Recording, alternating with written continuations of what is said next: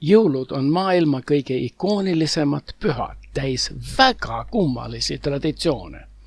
Riputakse sokke kamina ette, lauldakse ja jutustakse punariietes vanameest, kes kinke toob lendavate põhjapõtradega.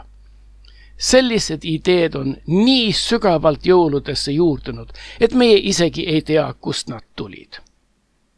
Kui jõulude päritolu ja traditsioone uurida, leiame, et paljud neist on seotud rituaalidega, mis on omakorda seotud psühhodeelse seene Amanita muscariaga või kärbseseenega. Suur punane ja valge täppidega Amanita muscaria on kõige äratuntavam seen maa peal. Läbi ajaloo paljud kultuurid väärtustasid selle seene võimsaid hallutsionogeenseid omadusi. Aastatuhandeid Arktika põlisrahva šaamanid kogusid kärbseseene oma rituaalideks. Sõna šamaan on pärit põhjarahva keelest ja on seotud põlisusu spetsialistidega. Igal aastal korjasid šaamanid metsast kärbseseeni, mida nad kuivatasid. Kuivatatud seened pandi kotti ja talve pööripäeval 21. detsembril šaamanid käisid majast majja, jagades oma kingitusi. Šaamanid olid vanemad habemega mehed, kes kandsid punase värviga riideid, mis kajastasid punast värvi Amanita seent, sellega austades seda imerohtu. Talvel sissepääs inimeste kodudesse oli lume tõttu takistatud. Uksed olid ju sageli maetud mitme meetri lume all. Lihtsam oli šaamanil seened lasta suitsuaugust alla ja võime arvata, et sellest tulebki mõte, et punase riietes jõuluvana toimetab kingitused läbi korstna. Jõuluvärvid on punane, valge ja roheline. Need 3 värvi on seotud just Amanita seenega, mis on punane ja valge ja mida leitakse Põhjamaa roheliste okaspuude ja kasepuude all. Täpselt nagu leitakse punase ja valge pakkimispaberis kingid jõulukuuse all.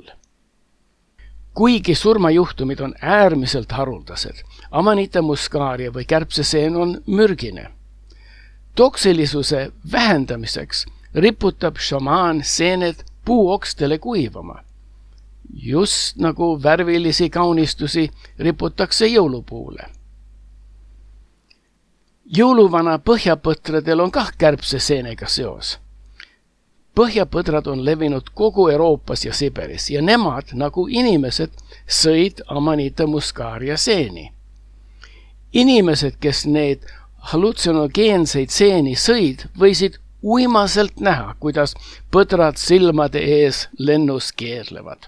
Tegelikult siberlased jõid kah põhjapõdra uriini, kuna uriin sisaldas seene hallutsionogeenseid komponente, aga ilma mürgiste toksiinide.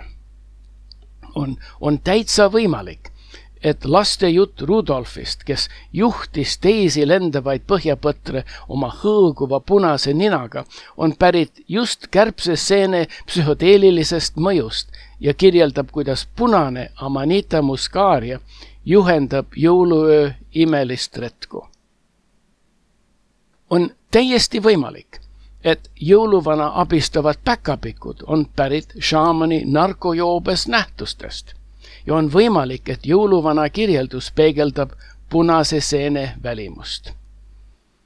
Kuigi on palju teooriaid jõulutraditsioonide tõelisest päritolust, see katken James Arthuri raamatust Seened ja inimkond paremalt võtab kokku jõuluvanamaa seeneteooriat. Et miks inimesed toovad kuused koju talvisel pööripäeval ja asetavad erksa värvidega punased ja valged pakid kuuse alla kingitusteks, et näidata oma armastust üksteise vastu. Sest okaspuu okste alt on koht, kus leiad püha Amanita muscariat.